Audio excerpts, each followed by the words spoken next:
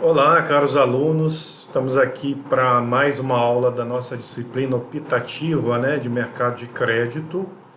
A aula de hoje, a aula 4, a teoria pós-keynesiana da firma bancária. Então, hoje a gente começa a leitura aí do capítulo 1, da introdução e do capítulo 1.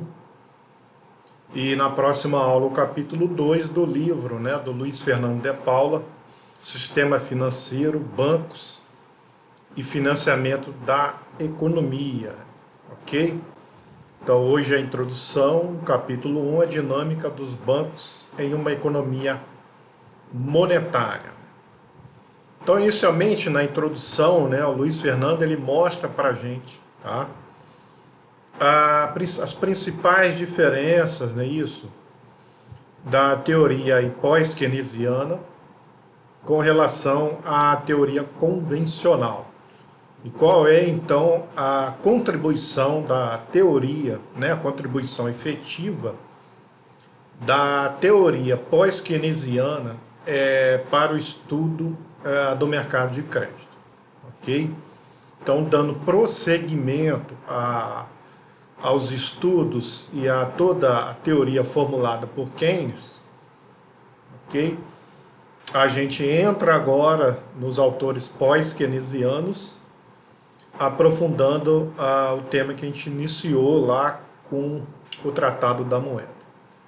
Então a gente começa aí dizendo que a teoria pós-keynesiana ela mostra a importância do papel que é a moeda, não é isso? Então esse tema que foi o foco lá do Tratado da Moeda em Keynes, que a moeda e os bancos, de modo geral as instituições financeiras, possuem no funcionamento e na dinâmica de uma economia empresarial, ok? Então, o sistema financeiro, na visão pós-keynesiana, possui um papel crucial para o crescimento econômico, tá? E é isso que a gente vai detalhar aqui ao longo da aula. Então, por que o sistema financeiro possui um papel crucial, e aí dentro desse sistema financeiro a ênfase que a gente vai dar agora nessa aula no mercado bancário ou mercado de crédito, tá? Então, na visão pós-keynesiana, o sistema financeiro possui um papel ambíguo na economia. Que papel ambíguo é esse? Então, ao mesmo tempo que ele estimula, então, o crescimento econômico, com a oferta de liquidez, então, isso que a gente viu já no Tratado da Moeda, os bancos então, são proativos na oferta de disponibilidades aos seus clientes, seja pessoa física ou jurídica,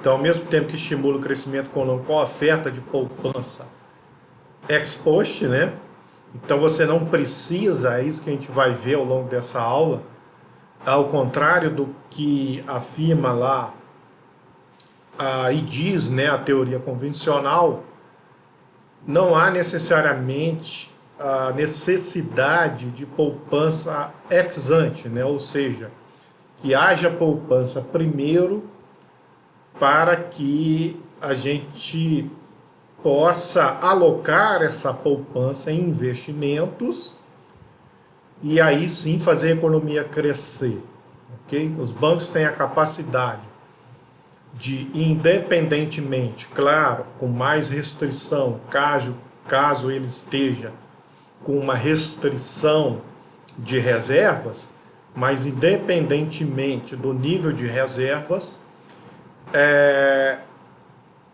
ofertar disponibilidades e aí sim, a partir disso, gerar uma poupança, Por isso, poupança ex post, Então, além de estimular o crescimento econômico, oferta de liquidez e poupança ex post,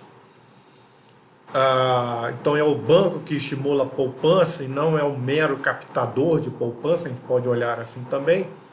A ação de especuladores no mercado financeiro tem um papel estabilizador na economia, ok? Então, ao gerar essa oferta de disponibilidade, muitos empresários irão sentir aí, se sentirão à vontade, né?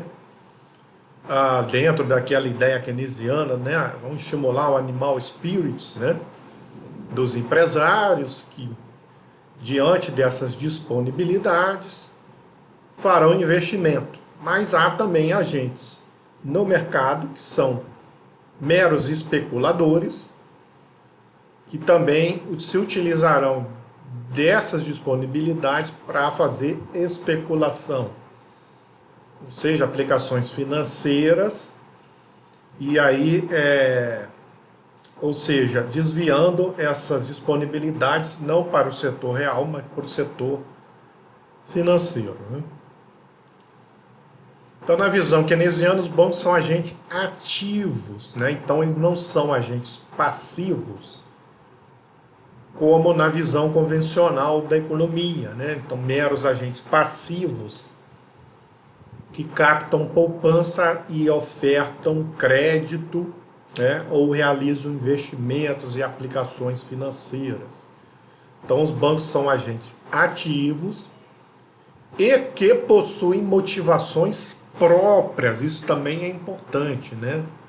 Então, ele não é só ativo, porque ele consegue, que a gente vai ver ao longo da aula, né? E o Keynes já disse um pouco no Tratado da Moeda, ele não é só ativo porque ele oferta disponibilidades, tá? Ele é ativo porque ele possui motivação própria, né? Então, na visão convencional, parece que o banco é passivo, um mero intermediário, e que o lucro é um mero, quase que um acidente, né? Uma mera, um mero ressarcimento pela função que o banco faz, tá? E que o banco quase que por acidente, a gente vai ver que não é bem assim, recebe uma lucratividade, mas que a motivação maior é que haja alocação de recursos entre agentes deficitários para agentes superavitários. Então, na verdade, não é bem assim. Os bancos possuem motivações próprias, né, na busca da sua lucratividade, né? Então, os bancos procuram conciliar lucratividade e preferência pela liquidez. Então, esses são os dois pontos, né? Então, é claro que na visão convencional, o banco vai buscar lucratividade dentro daquela visão marginalista da economia, não é isso? Então, ao fazer essa transferência, né, dos agentes superavitários para os agentes deficitários, ele faz num nível de acordo com a taxa de juros vigente, num nível que seja ótimo, né, que busque a lucratividade ótima para ele, ok? Isso na visão convencional. Aqui na visão keynesiana, né, e pós-keynesiana, entra esse atributo aqui da preferência pela liquidez. Então, para alterar um pouco aquela teoria, né, que não é daquela forma que os pós-keynesianos analisam a economia, né? Então você precisa inserir a teoria da preferência pela liquidez, tá? Aqui nesse debate, o que altera totalmente a teoria convencional, tá? E traz um novo olhar, né? Uma nova luz para o entendimento de como funciona um banco. Então, o banco não vai buscar somente lucratividade, mas ele vai procurar se proteger contra acontecimentos inesperados de um futuro incerto, tá? Fazendo reservas, basicamente isso, né? Guardando um volume ótimo também de reservas, já que ele vai procurar, então, em momentos de maior insegurança com relação ao futuro, incerteza com relação ao futuro, ele vai procurar se manter mais líquido, né? Então, guardar mais reservas e a gente vai ver fazer menos investimentos e ofertar menos crédito.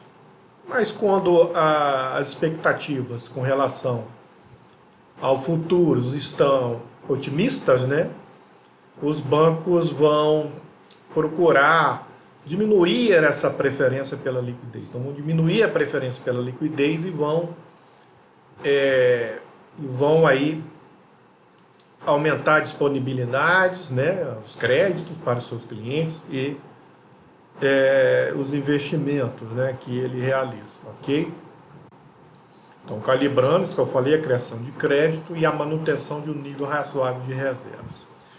Então, as decisões bancárias possuem impactos decisivos sobre as condições de financiamento da economia, consequentemente sobre o nível de gastos dos agentes econômicos, afetando as variáveis reais da economia, produto e emprego. Então, essa oferta de disponibilidades, né, e em que condições ele oferta essas disponibilidades, isso afeta decisivamente os gastos de pessoas físicas, pessoas jurídicas, afetando a economia, né? Então, tanto o volume quanto o custo, né, que é resumidamente a taxa de juros cobrada, vai afetar a dinâmica da economia, né? Então, há momentos em que o banco vai estar ofertando um bom volume de crédito, né, de disponibilidade para os seus clientes a juros menores, né? Os seus clientes vão, então, tomar esse crédito. E há momentos que a economia, a gente vai detalhar mais à frente, então aqui só passando aqui mais rapidamente, mas mais à frente a gente vai detalhar isso, e há momentos em que a crise acontece, né? Então a taxa de juros se eleva, torna-se mais elevada, e a oferta de crédito mais rigorosa pelo banco. Então a gente vai detalhar isso bem à frente aí, tá, na aula. Então os bancos possuem um comportamento pró-cíclico. Então na fase expansiva ele vai diminuir a sua preferência pela liquidez, ofertar, como eu já adiantei um pouco acima, né? Então ele é pró-cíclico. Então se você tem um otimismo com relação ao futuro, se os lucros, tanto dele quanto das empresas, estão aumentando ao longo do tempo, se a demanda, né, das famílias é crescente, né, e o desemprego está caindo, a inflação está controlada, você tem a fase de ascensão do ciclo econômico, né, o produto crescendo, né, produto e renda crescendo na economia.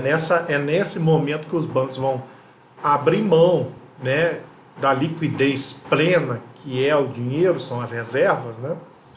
E aí, no caso, já linkando lá com o Tratado da Moeda, o dinheiro do banco, né? Então precisa ser necessariamente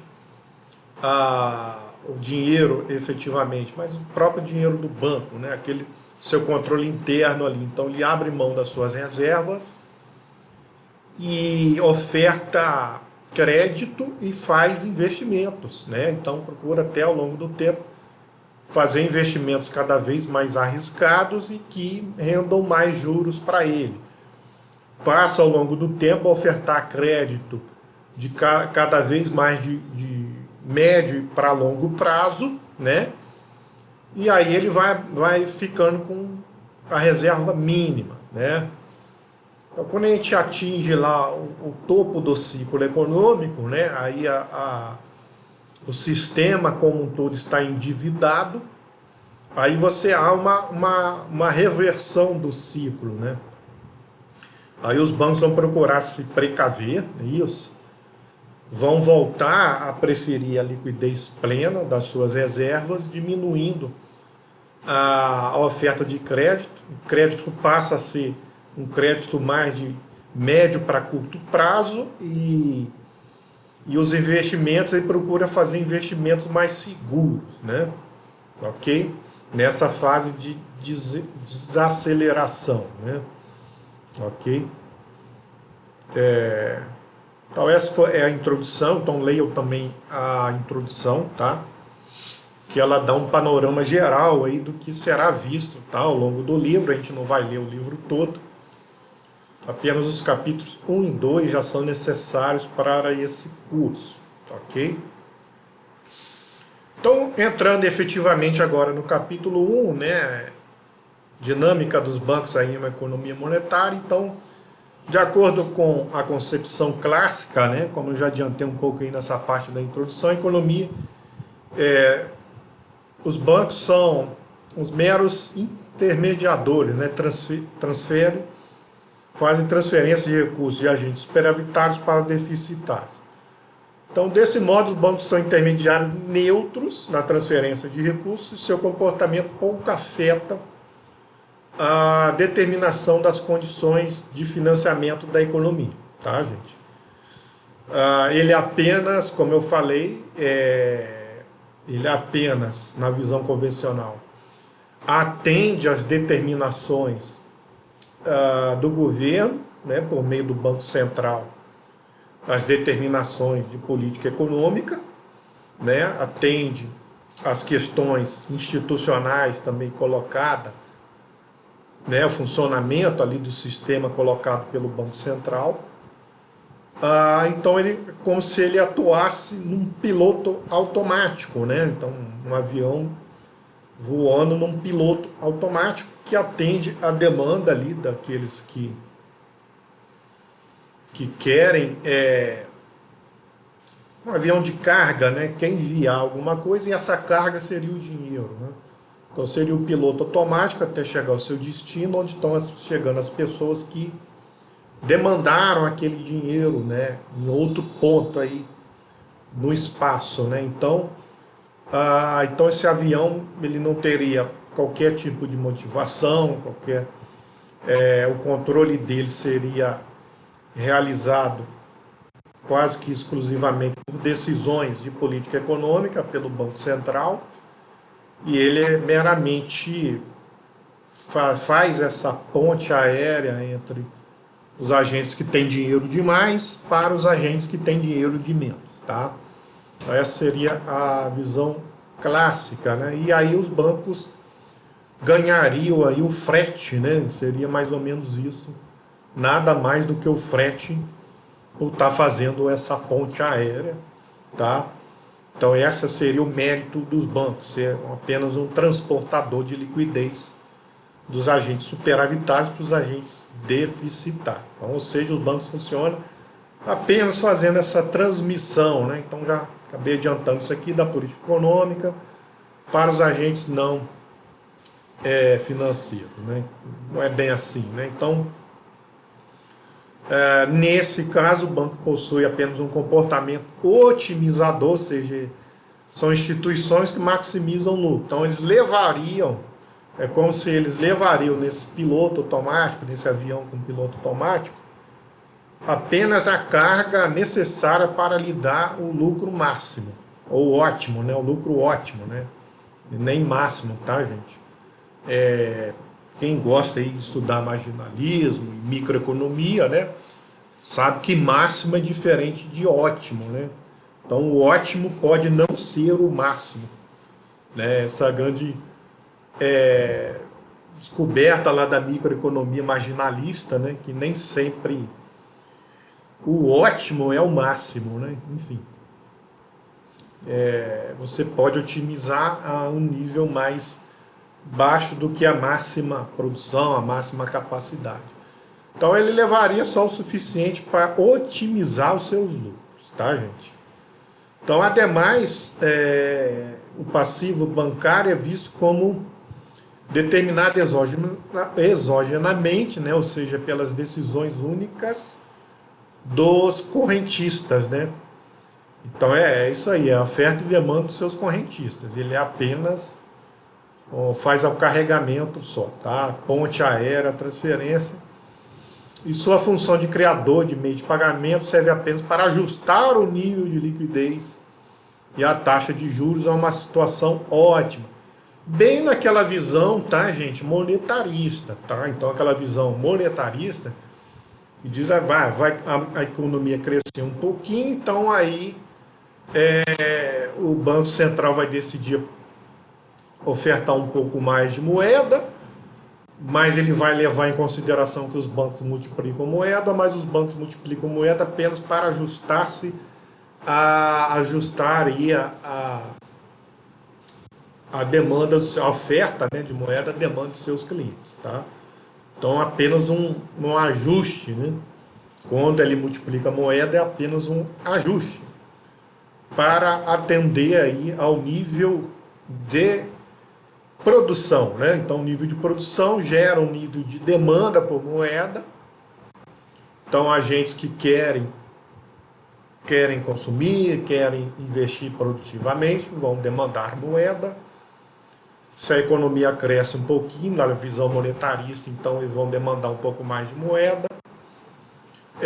Então terá que ter uma oferta de moeda. Caso o Banco Central enxergue isso, ele vai aumentar a oferta de moeda na economia, os bancos não vão precisar multiplicar muita moeda. Caso o Banco Central demore a enxergar isso, aí os bancos entram em ação ajustando essa oferta de moeda. Então essa é a visão convencional. Então é só para isso.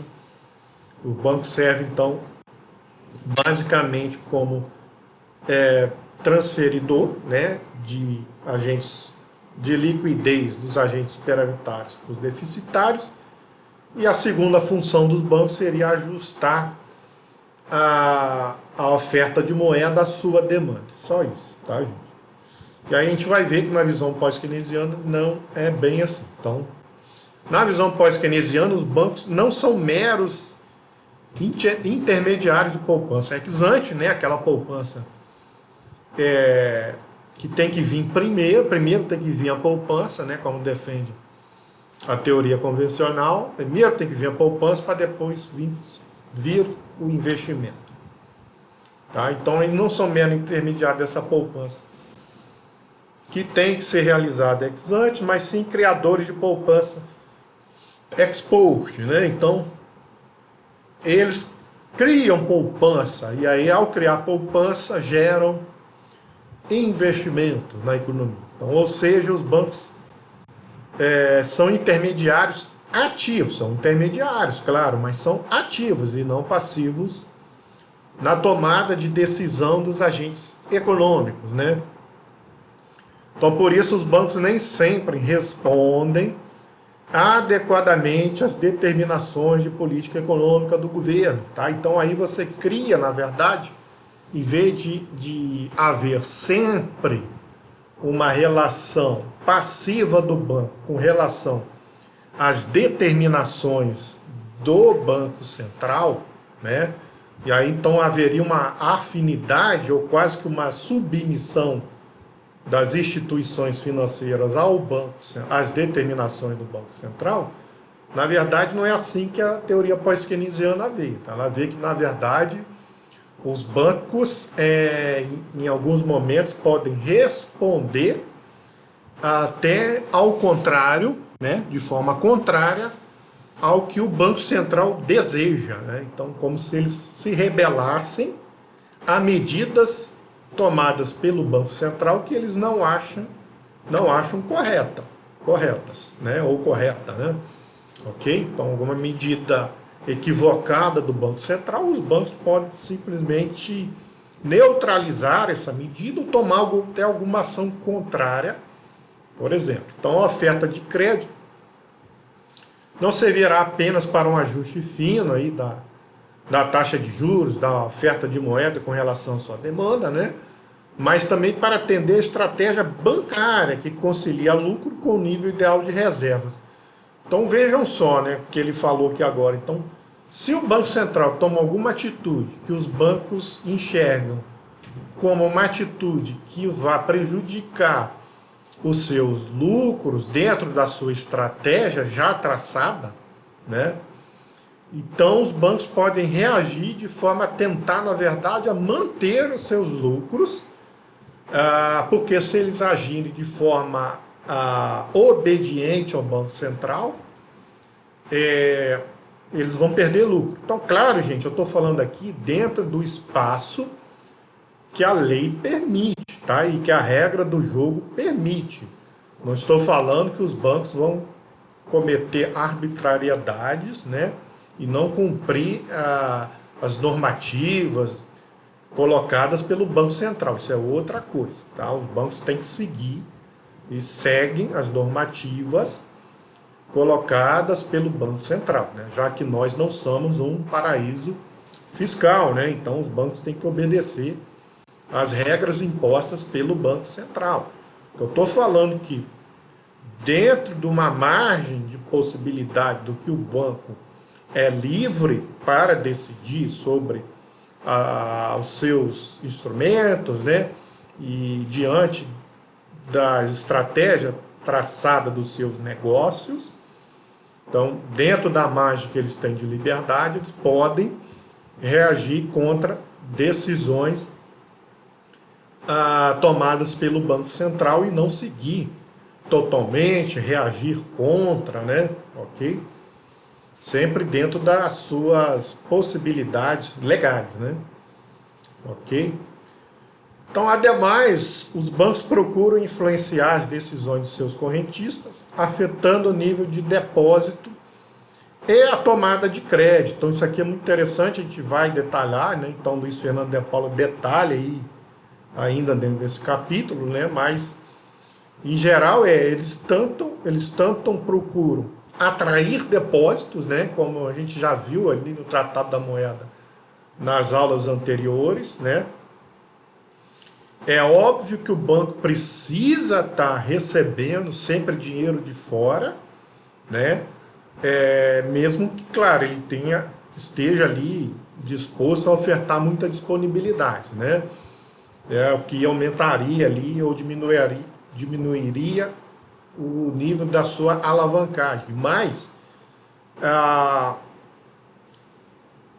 eles procuram, então, influenciar, ofertar coisas que a gente vai ver, para que mais pessoas depositam, entrem, atrair mais correntistas, atrair mais depósitos dos seus correntistas, fazer com que os seus correntistas mantenham por mais tempo o dinheiro depositado no banco, né? Ok? E também estimulam, né? Procuram estimular a tomada de crédito pelos seus correntistas, tá? Então a gente vai detalhar isso mais para frente, ok? Então a teoria pós-keynesiana e pós-keynesiana parte do princípio de que a moeda é capaz de influenciar as decisões reais dos agentes econômicos. Então isso aqui é básico, tá, gente? Isso aqui é básico na teoria keynesiana. Então na teoria keynesiana, diferente da teoria convencional, a moeda não é neutra, né? Então o que significa a moeda ser neutra, como é na visão monetarista, né? A moeda ser neutra significa, na visão monetarista, então vocês vão lembrar lá de Macro 3, que na visão monetarista significava que a moeda até tinha uma certa não neutralidade no curto prazo, mas no longo prazo é neutra, né? Já a teoria novoclássica, né, vocês vão lembrar que era totalmente neutra mesmo no curto prazo. Por quê? Porque ofertar mais moeda nessas visões monetaristas, novoclássica, significa que os agentes já sabem, a partir da experiência passada, que essa oferta de moeda ela só vai gerar inflação. Então os agentes não se sentiriam à vontade, estimulados para tomar essas disponibilidades para fazer qualquer tipo de investimento, né? Seja ele aplicação financeira ou efetivamente um investimento produtivo. A visão keynesiana, então, ela destoa da visão convencional nesse ponto, dizendo: não, os agentes vão tomar disponibilidade, sim, certo? Para fazer investimento financeiro ou fazer investimento produtivo. Então essa é a distinção da teoria pós-keynesiana para a teoria convencional, aí, né, a monetarista, a novoclássica. Então, os bancos são capazes de criar crédito, independentemente da existência prévia de depósito, já falamos um pouco sobre isso, né, criando moeda. Então, eles não criam moeda apenas para ajustar, fixando, não criam moeda apenas para ajustar a oferta de demanda, a oferta de moeda à demanda de moeda. Eles criam moeda, porque ao criar moeda, eles sabem que vão conseguir estimular os agentes, né, os correntistas, a tomar essa disponibilidade para fazer investimento, financeiro, investimento produtivo, ou mesmo para fazer consumo, né? No caso das famílias, né? Ok? Então a grande diferença, então, quando fazendo um paralelo lá à teoria monetarista e novoclássica, então no caso a explicação adicional pós-keynesiana para dizer que a moeda não é neutra, né, para além daquela coisa de expectativas, né, sejam elas adaptativas ou racionais, que leva àquele resultado de que os agentes já sabem que no futuro isso só vai gerar inflação. Então não é nesse sentido de expectativa, né? Essa ideia de expectativa se quebra, porque na visão keynesiana não é expectativa nem adaptativa nem racional, é incerteza com relação ao futuro, certo? Então, que os keynesianos dizem, Keynes já dizia que você não tem como saber se realmente o futuro vai ser igual ao passado, né? Então ele falava os períodos, né, de dias, meses e anos são não ergóticos, né? Ok? Então não necessariamente se repetem, tá? A teoria convencional está muito em cima de uma ideia de repetição das coisas, certo? Então quando você tem certas expectativas, seja adaptativa ou racional, é porque você espera que as coisas se repetem como no passado ou acha que é capaz de prever o futuro. Então esse é um ponto. Então você tira a expectativa e põe incerteza. E o outro é o papel fundamental dos bancos, que é o foco deste capítulo e desta aula, tá? Então o papel fundamental dos bancos também criam nos agentes essa vontade de pegar as disponibilidades. Então os bancos, eles agem ativamente, levando os agentes. Então mesmo que eles fossem, tá? Mesmo que eles fossem, o ponto é esse, mesmo que eles fossem adaptativos ou racionais, da visão convencional, há uma modificação essencial aí, que é a seguinte: os bancos são ativos. Se eles são ativos, eles acabam te convencendo, tá, a tomar essas disponibilidades, esse crédito, né, para fazer investimento, ok? Então, não é somente o banco não vai afetar a disponibilidade, somente a demanda de seus clientes que estão lá otimistas ou pessimistas, né? Ele vai ofertar porque ele precisa ofertar para atingir aquele ponto ótimo de liquidez barra otimização dos seus lucros, tá, gente? Então esse é o raciocínio, esse é o diferencial aí da teoria keynesiana em relação à teoria convencional, tá? Então os bancos maximizam as suas margens de lucro, não com base na taxa de juros ótima, que irá equilibrar a oferta e demanda de fundos emprestados, mas sim na sua preferência. Eu acabei adiantando isso, né?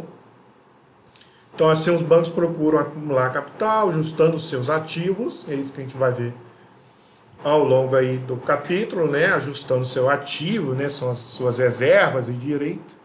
Então vai ser uma visão muito de balanço bancário, né?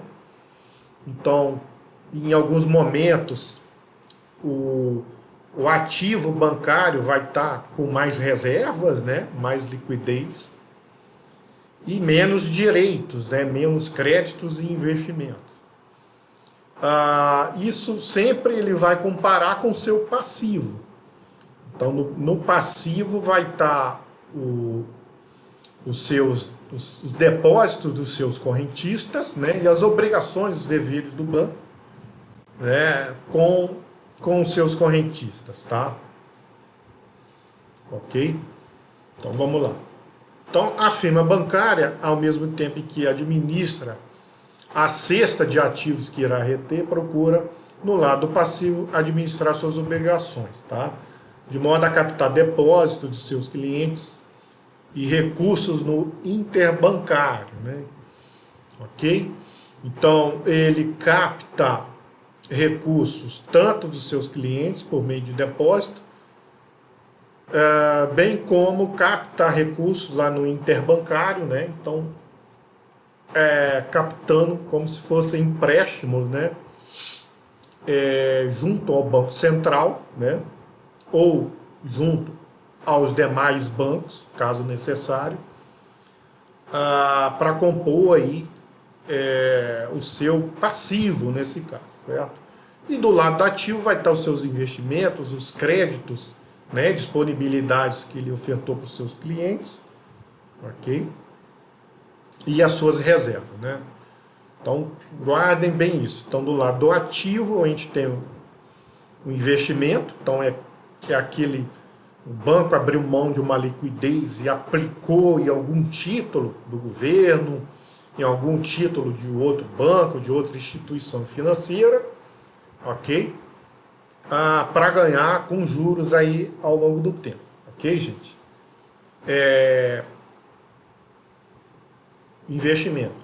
O crédito ou disponibilidade, como que a gente chamou lá no Tratado da Moeda, é quando ele oferta algum crédito, seja de curto, né? Há créditos de curto prazo e há créditos de longo prazo, tá, gente? Então, quando ele oferta esse crédito, ele está abrindo mão de dinheiro, mas ele vê isso, ele vê o crédito. Essa é a grande diferença, que ele vê o crédito como um investimento também, né? Porque ele vai receber dos seus clientes, né? O pagamento ali mês a mês, né? Enfim, daquele crédito que ele concedeu ao seu cliente, ok? E por fim ele mantém um certo nível de liquidez, que são suas reservas, isso basicamente é o seu ativo. No passivo está ali os recursos que ele precisa atrair, né? E ali, então, se ele atrai recurso aqui e usa esse recurso como o Keynes mostrou, né? E usa esses recursos multiplicando e ofertando disponibilidade e criando e aumentando o seu ativo, né? Então, para aumentar o seu ativo, ele precisa aumentar o seu passivo, já que vocês aprenderam em contabilidade que ativo tem que ser sempre igual ao passivo, né? Então, por isso que ele procura sempre aumentar o seu passivo para poder aumentar o seu ativo, ok? Então, com mais obrigações, né? Mas aí é sempre essa contradição. Para aumentar o seu passivo, ele tem que criar mais obrigações, ou seja, atrair mais clientes para ter mais depósitos. Tendo mais depósitos, ele consegue multiplicar mais moeda, multiplicando mais moeda, ele consegue ofertar mais produtos, fazer mais investimento e manter mais reservas. Sempre nessa dinâmica. E ele também tem a opção de ir no interbancário, né, o que a gente chama do interbancário, captar recursos junto a outros bancos ou captar recursos junto ao Banco Central. Mas tudo isso cria uma obrigação. Obrigação de quê? De remunerar, né, os seus correntistas, de remunerar os outros bancos pelo crédito que ele pegou lá com os outros bancos e remunerar o Banco Central, caso ele tenha pego algum crédito com o Banco Central. Tá bom, gente? Então essa é a dinâmica aí do ativo e do passivo. Ou seja, o banco, além de escolher as melhores oportunidades de investimento e de oferta de crédito, buscam também as melhores fontes de recursos junto aos seus clientes e no interbancário. Tá? É isso, né, gente? Ok? Então, como é que ele faz aí a administração do ativo? Então, a escolha do portfólio, o seu portfólio de aplicações entre investimento, crédito e reserva, né? Então, no capítulo 17 da teoria geral, né? Teoria geral dos juros da moeda de Keynes, Keynes descreveu lá a teoria da preferência pela liquidez, tá? Então, em função dos diferentes graus de liquidez que os agentes econômicos mantêm seu portfólio, sendo recompensado por uma taxa de retorno obtida pela posse de diferentes ativos. Assim, cada classe de ativo existente possui sua própria taxa de juros. Então, como é que é definido isso na visão do Keynes? Então, a taxa de juros determinado ativo, seja ele desde a moeda até títulos, né? Basicamente, ele dividiria assim, né? Moeda e títulos, né? Então, seria dado por A, que seria o valor de mercado desse ativo, mais Q, que seria o rendimento desse ativo, né? A taxa de juros, né? Ok? Que define esse rendimento, subtraindo aí o custo de carregamento, né, desse ativo. Então, todo ativo ele tem um custo, né, de carregamento. Então, que seria esse custo de carregamento? Por exemplo, custos bancários, como taxas, não é isso? Às vezes impostos, não é isso? Ok? E seguro, alguma coisa assim, né? E mais aqui um prêmio pela liquidez. Então aí a gente pode pensar na moeda, ela teria, obviamente, o seu valor de mercado seria o valor de face da moeda, tá? Ela não tem rendimento, né? Ela não tem rendimento.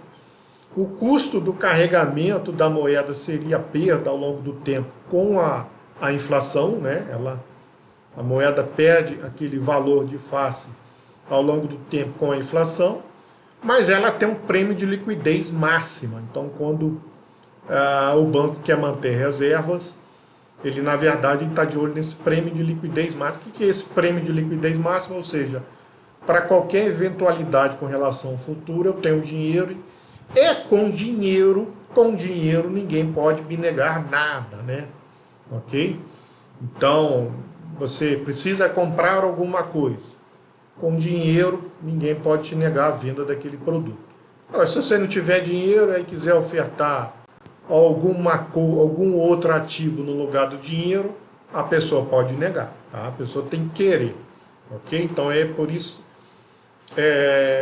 os agentes, e assim também fazem os bancos, procura esse prêmio de liquidez máxima. Já é qualquer título, né? Qualquer título vai ter o valor de face, vai ser estipulado um rendimento, né? Mas ele vai ter um custo, que vai ser o custo de quê? Taxas administrativas do banco, né? Por conseguir, né, fazer aquele título render ao longo do tempo e tá ali correndo risco, né? Então vai te cobrar taxas administrativas, juros, e tem impostos também, né? E o prêmio de liquidez dele é menor, dependendo do título ou qualquer ativo aqui, pode ser muito difícil você se desfazer dele. Você pode ter um compromisso de manter, né, aquele investimento ao longo de um determinado tempo para poder ter o ganho máximo, o rendimento máximo, né? Caso você tire antes, você perde um pouco de rendimento em nome da liquidez, tá, gente? Então, assim, a escolha entre os tipos de aplicações disponíveis ocorre pela comparação entre o retorno, que vai ser, então, A mais Q mais L, e o prêmio da liquidez, tá? Então, retorno líquido, né? A mais Q menos L. E, em comparação, o prêmio da liquidez, tá, gente? Então, é isso. Então, assim, os bancos comportam-se como qualquer outro agente, procuram fazer a melhor escolha em termos de manter reservas e fazer suas aplicações e também aqui ofertar o crédito, né? As disponibilidades para os seus clientes. Então, assim, Keynes divide as aplicações em 3 categorias, que são as letras de câmbio, ou call loans, são empréstimo de curtíssimo prazo, tá? Então, são empréstimo de curtíssimo prazo. Os investimentos, que são aplicações em títulos de terceiros. E os adiantamentos, né? Ou as disponibilidades, ou os créditos, né? E a realização de financiamentos e empréstimos em geral para os seus correntistas, né? Ok? Então, esses são os 3 tipos de aplicação. Então, normalmente, em termos de rentabilidade e risco para os bancos, né? Botar no plural, para os bancos, tá? Sempre é mais rentável, tá? O 3, que é... Então, pensem nisso. Mais rentável para o banco que fazer investimento é emprestar dinheiro. É crédito, né? Os empréstimos e financiamentos em geral, tá? Por quê? Porque é mais arriscado, ok? Então, quanto mais arriscado, maior a taxa de juros cobrada em cima daquele produto. Então, nesse sentido aqui, não só a taxa de juros, né? Mas vai ter um custo de carregamento também. Então, para o banco é mais rentável, tá? É mais rentável o crédito, tá? É mais rentável que o investimento e, claro, é mais rentável do que ele manter reservas. Que, na verdade, reservas é só... A reserva não, desculpa, aqui é o crédito e os empréstimos de curto prazo, tá, gente? Que é mais rentável que os empréstimos de curto prazo, ok? Os empréstimos de curto prazo tendem a ter aí um ganho menor para o banco, ok? Certo? Então, assim, a escolha do banco em manter reservas ou aplicações mais líquidas em detrimento das aplicações menos líquidas, né, que são... Então, aplicações mais líquidas são o crédito, né, de curto prazo, o empréstimo de curto prazo, em detrimento das aplicações menos líquidas, que são os investimentos, né, que demandam tempo, né, para poder ter aquele rendimento, né? E 3, né, que são os empréstimos de longo prazo, ocorre quando o estado de expectativa com relação aos acontecimentos futuros é pessimista, então, e vice-versa, né? Então, quando o banco estiver pessimista, ele no máximo, não é que ele não vá ofertar empréstimos de longo prazo, não é que ele vai deixar de fazer investimento, mas é o quê? A participação dentro do seu balanço, né? Dentro ali do seu ativo, né? Vai ser maior, né? De empréstimos de curto prazo em detrimento das outras formas, investimento e empréstimo de longo prazo, ok? Quando ele estiver otimista, isso se inverte, né? A participação de investimentos próprios e de empréstimo de longo prazo torna-se maior em detrimento dos empréstimos de curto prazo, ok? Então, a estratégia bancária na concessão de crédito pode ser exemplificada da seguinte forma. Então, imagine que o balanço bancário seja composto por reserva, ok? Ativos líquidos e os empréstimos, ok? Devendo ser igual aos depósitos, ok? Aos depósitos. Assim, o total de depósito tem que ser semelhante, né? Que ativo tem que ser igual ao passivo. Tem que ser semelhante à soma das suas reservas, dos ativos líquidos e dos empréstimos que ele realiza, ok? Só isso. Então, os bancos variam seus desejos de conceder crédito, tomando como base a sua expectativa de viabilidade dos projetos de investimento e o valor do colateral dado como garantia. Isso aqui é básico, tá? Para qualquer estudo aí de oferta de crédito, né, gente? Então, ele toma como base, cara, a viabilidade do projeto, é o valor do colateral, que é a garantia que é dada, né, pelo seu cliente, seu correntista, comparando aí com a sua expectativa de rentabilidade, ok? Certo? Então, na fase expansiva do ciclo econômico, o risco do crédito é visto como mais baixo, pois a expectativa de retorno dos projetos de investimento são mais elevadas e vice-versa, né? Então, quando ele estiver pessimista, ele vai ver aí a expectativa de retorno menor do que o risco, né? Ok, gente? Então, segundo Minsky, os bancos possuem as seguintes posturas financeiras, né? Hedge, especulativa e Ponzi. Então, a gente vai pegar aquelas 3 posturas financeiras, né, que o Minsky descreve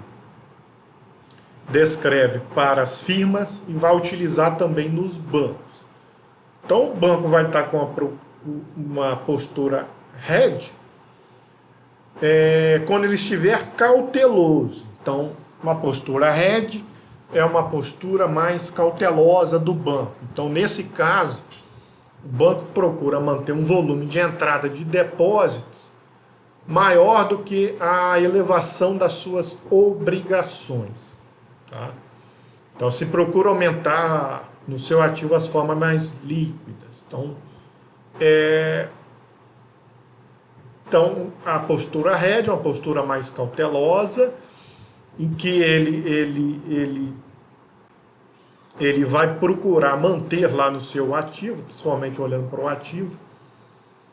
Nesse momento, olhando para o ativo, ele vai manter o ativo dele mais líquido, ou seja, com mais reservas e mais empréstimos de curto prazo, em detrimento, tá, dos empréstimos de longo prazo e dos seus investimentos, ok? O banco vai ter uma postura especulativa, né? Então quando ele tiver uma postura menos conservadora. Ou seja, nesse caso, eles relaxam os critérios para a concessão de crédito e aumentam as formas menos líquidas de aplicação. Então, postura menos conservadora é quando ele começa a relaxar, diminui ali as suas reservas, aumenta os seus investimentos e, principalmente, diminui ali as exigências, começa a diminuir as exigências para a oferta de crédito, né, de empréstimos e financiamentos, tá, gente? Então ele relaxa, começa a relaxar as exigências para que seus clientes consigam tomar um crédito ali na sua avaliação, né? Então você vai começa a oferecer crédito para clientes que antes ele via ali como mais arriscado oferecer um crédito maior para aquele cliente, porque aquele cliente ou não tem muita renda dentro do banco, ou é um cliente que tem uma avaliação ali um pouco pior. Então ele começa a relaxar isso e ofertar crédito também por esses clientes, porque ele está vendo dentro da sua estratégia de negócio uma oportunidade de aumentar seus lucros mesmo assim. Então, obviamente, sempre que você quer aumentar seus ganhos, você tem que tomar ações mais arriscadas, né? Então, ok? E por fim, a postura Ponzi.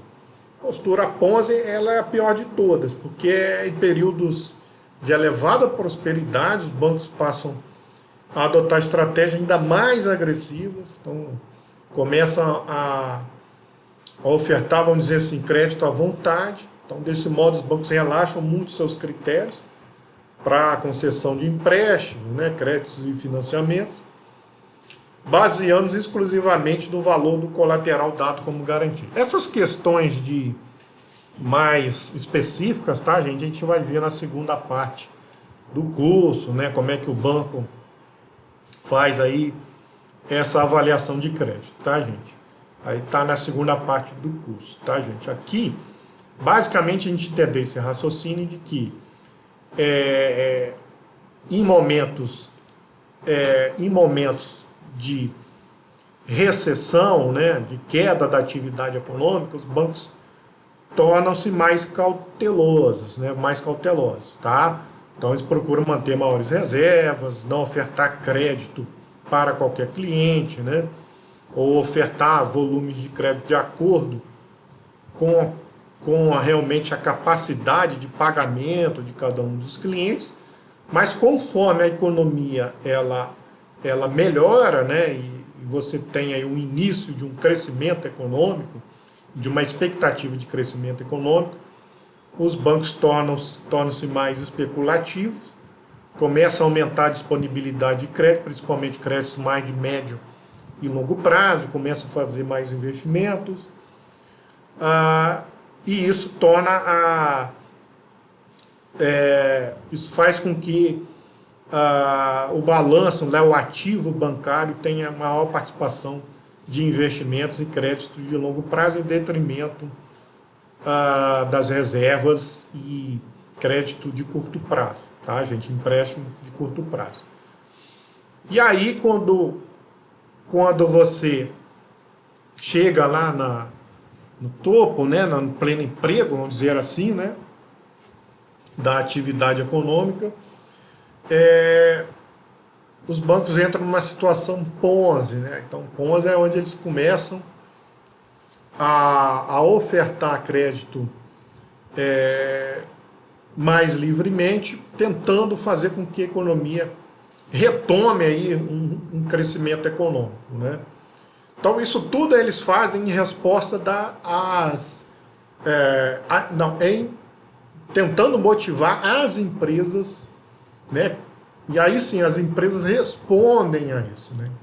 Então, as empresas também seguem esse padrão RED, especulativa e Ponzi, colocado pelos bancos, né? Então, a motivação então partiria dos bancos para com as empresas, e as empresas responderiam porque elas também olhariam assim, né? Então, no momento RED, né, que o banco passa a ofertar menos crédito de longo prazo, né, porque as empresas também estão necessitando de menos crédito de longo prazo, né, porque elas também estão numa postura mais cautelosa, né, com relação ao futuro, porque elas se endividaram, ok? Elas se endividaram, isso corroeu a margem de lucro delas, então elas não estão no momento de ficar tomando crédito também, certo? Mas quando essa margem de lucro das empresas se recupera, aí elas entram em situação especulativa que elas começam também a tomar muito crédito nos bancos diante desse otimismo, tá? E por fim, entram numa situação Ponzi, é quando a empresa ela tomou tanto a sua margem de lucro, de pagamento, né, de financiamentos que ela fez junto ao banco, que ela começa a ficar preocupada em não conseguir pagar, né, esse financiamento, e aí a gente entra no ciclo recessivo, né?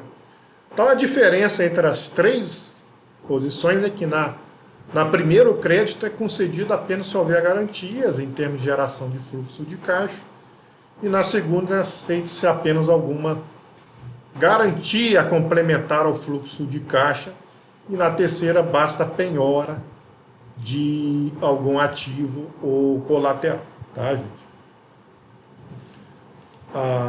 Então os bancos agem de forma dinâmica e ativa com relação à administração do passivo. Mais do que receber passivamente os recursos, de acordo com as escolhas realizadas pelo público, os bancos interferem nessas escolhas de várias formas, tá?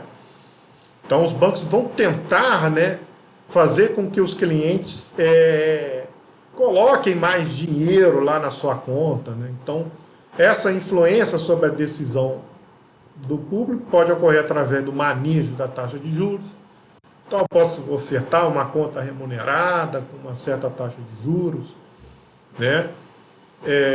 Por meio de publicidade, fornecimento de garantia para depósito, oferecimento de presentes e prêmios, né? Corre muito isso, né? Ok? Então, finalizando, então, a grosso modo, os lucros do banco é igual ao rendimento dos seus ativos, menos os custos do depósito, né? Então, onde aqui é o lucro do banco, né? Você vai ter aí a taxa de juros, a taxa média de rendimento, SR, a taxa média de rendimento dos ativos, RP, a taxa média paga nas obrigações, tá? E V é o volume das operações, tá? Ok? Então, assim, o que está dizendo aqui, isso, RP vai ser o custo de que você paga ou ao cliente pelo depósito dele. Então, por exemplo, como a gente viu lá no último capítulo do Tratado da Moeda, os depósitos, né, de longo prazo, eles são remunerados, né? Então essa remuneração são os investimentos. Então, os investimentos, os produtos de investimentos que se oferecem aos seus clientes, que os bancos oferecem aos seus clientes para manter o dinheiro ali por mais tempo, tá? E aí, claro, o banco precisa oferecer uma remuneração. E o que o banco precisa fazer? Ele vai pegar esse dinheiro dos clientes e vai aplicar em alguma coisa, ou fazer algum investimento, ou ofertar algum tipo de empréstimo, né, que vai lhe trazer um rendimento. Então ele sempre vai procurar fazer os seus investimentos, ofertar crédito e ele tem que obter um rendimento maior do que aquele que ele está pagando aos seus correntistas, né? Então isso tudo multiplicado pelo volume de operações vai dar parte ali da sua rentabilidade. Porque a outra parte da sua rentabilidade é a rentabilidade com tarifas, né? Então aquelas tarifas por manter a conta bancária, obviamente subtraindo daquelas tarifas os custos, né, administrativos, né? Porque o banco ele funciona, ele tem seus custos fixos, seus custos variáveis, não é isso? Como qualquer empresa precisa pagar, ok? Então, aquela tarifa que ele cobra é para pagar esses custos normalmente, né? E se sobra alguma coisa, entra no seu lucro, ok, gente? Então é isso. Em geral, então, que a gente viu nessa aula para a gente resumir, então. Os bancos não são meros intermediários passivos. Então eles procuram influenciar os seus agentes tanto na captação de depósito à vista, bem como na realização de investimentos. Então ele procura fazer com que os seus agentes deixem o seu dinheiro e deixem o seu dinheiro depositado, tá, ali no banco por mais tempo, né? Quanto mais tempo, melhor para o banco, tá, gente? Então, e ele é ativo também na oferta de disponibilidades, ou seja, crédito para os seus clientes, e faz com que os clientes, o grande objetivo dele é convencer os clientes que eles estão precisando tomar esse crédito, ok? E aí a participação de reservas, de crédito de curto prazo, de investimentos e crédito de longo prazo vai depender aí do ciclo econômico, né, gente? Como a gente viu aí na visão do Minsky, tá, gente? Então, é isso. Na próxima aula, a gente vem para o capítulo 2, a gente vai ter mais alguns aprofundamentos sobre esse funcionamento, principalmente o capítulo 2 vai mostrar por que essa dinâmica ela é instável, né, e não estável, né, e enfim. Então ficamos por aqui e até a próxima aula.